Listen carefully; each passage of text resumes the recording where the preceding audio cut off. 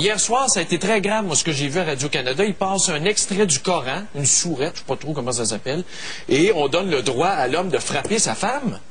C'est criminel, c'est un code religieux qui est criminel. Monsieur Gendron, oui. Ben, une société qui se tient debout, là, interdit le Coran. Tu mets ça à l'index. Ça, là, ils m'ont tout dit, là, c'est quelques illuminés, puis ces illuminés-là, là, dans notre charte des droits et libertés, là, il faut éliminer ça, d'accord? Ben, il faut éliminer le texte. Ben voilà, parce que l'interprétation, il y a des limites. Il y a des interprétations dans la Bible. Hey, on vit ça avec la Bible, nous autres, à tous les jours, non, là. Non. On l'a éliminé de notre vie, puis on s'en porte mieux. Alors, si vous étiez un homme beaucoup plus sensé et qui avait un minimum de discernement, vous iriez vérifier par vous-même. Puis si vous lisez le Coran, il n'y a aucune loi qui légitime de battre des femmes. Mais pourquoi Jean-Michel Leprince? Excusez-moi, j'ai pas terminé. C'est comme dans toutes les religions, il y en a qui utilisent mal la religion, qui en font une mauvaise interprétation. Ça, c'est libre à eux. C'est pas du tout écrit dans le Coran. Mais voyons donc, Jean-Michel Leprince a montré l'extrait hier à RDI au point. Une femme infidèle mérite d'être battue. L'homme peut battre sa femme. On n'a pas inventé ça. Non. C'est pas vrai. Okay, c'est pas vrai. Qu'est-ce qui est écrit? J'ai mon hostique de voyage. Qu'est-ce qui est écrit d'abord? Moi, je pourrais pas vous dire... Ben, vous l'avez pas lu. Moi, je l'ai lu hier soir, sapristi. Ben oui, mais une religion qui autorise de battre des femmes, c'est une religion de petite trois petits points. Qui sont justement... qui utilisent la religion musulmane, qui sont là-dedans, qui lisent... Il y a toujours une question de contexte. Quand on parle de religion, il y a toujours une question de contexte. Ça a toujours été rédigé par des maudits hommes machos qui ont voulu soumettre les femmes. C'est ça, la maudite religion. Peu importe la confession. Sans exception. Vous parlez sans aucune... Ah non, moi je connais rien. Moi je suis un trou de cul de la dernière heure. Vous voulez faire votre show, mais je comprends. Je veux pas faire mon show, la religion de m'écoeure. C'est justement d'avoir des femmes soumises. Avez-vous vu le reportage hier soir de la femme qui a été battue? Est-ce qu'on peut parler des femmes en Occident? C'est pas ça, c'est pas de la soumission. La femme qui est objectivée, qui est prise comme un objet. Alors c'est ça la libération de la femme qui vend son corps, qui vend sa sexualité. C'est ça la libération de la femme. Bravo. C'est ça la libération de la femme, de se baigner tout habillé dans une piscine à brossard puis d'imposer un système qu'on veut même pas chez nous. Mon commentaire. Merci, bonsoir. Je vais vous dire la définition, c'est quoi? C'est l'obligation d'adapter une règle conçue par une majorité dans le but de répondre aux besoins de certaines personnes en droit, première année de droit, afin que ceux-ci ne soient pas victimes de discrimination liée au caractère. On pèle des nuages, on pèle des nuages. C'est raisonnable pour toi? Est-ce que vous pouvez avoir... C'est quoi? C'est ça le monde civilisé? Je parle. Est-ce que vous pouvez faire silence pendant que je parle et ensuite vous poserez vos commentaires? Donc je termine... Je vous pose une question. C'est raisonnable pour toi, dans 2000, à une école?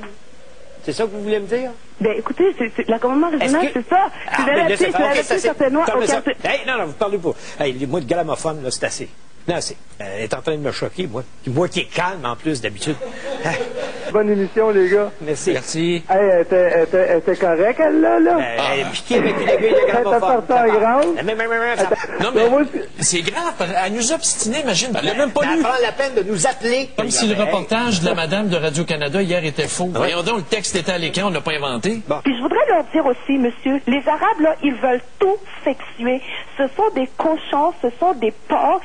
Leur politique, c'est de sexuer pour pouvoir tout condamner. Ouais, mais regardez, il y a des Canadiens français aussi qui sont pas mal orientés sur le sexe. Mais oui, mais ils devraient épouser la religion arabe. Moi, je vous le dis. Puis je voudrais dire à cette femme que l'Occident lui donne beaucoup plus de respect que les gens dans son pays. Puis moi, là, je vous dis, mon père, il est haïtien, puis ma mère est haïtienne.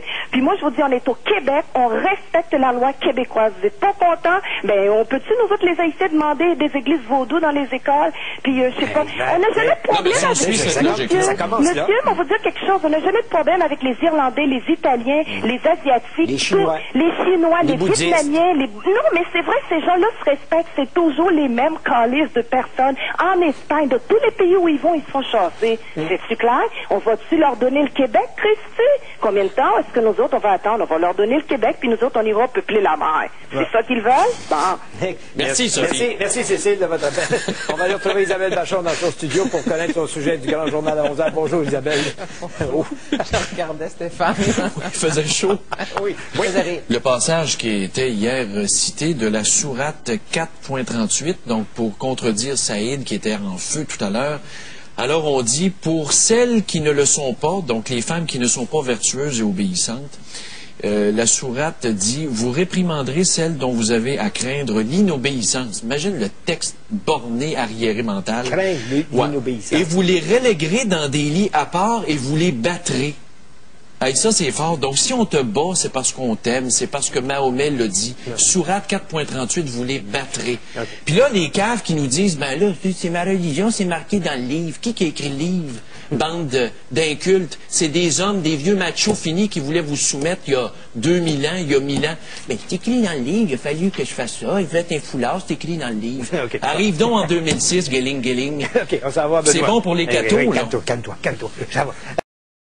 Contact with you, and I was very impressed because I had the opportunity to teach to students who were leaving their country, crossing the ocean to come to Canada for a better future, for a better knowledge, and they were coming to Collège Français, and they were in my class. Honest people, very respectful of our country, of our traditions. Et je dois vous avouer que j'y voyais même une différence avec nos étudiants d'ici, qu'on était habitués de voir à tous les jours, des gens qui avaient un respect incroyable, une très grande politesse. Et ça a été mon premier contact avec les gens de tradition et de religion musulmane, qui venaient surtout du nord de l'Afrique, du Maghreb. Et tout d'un coup est arrivé le 11 septembre 2001.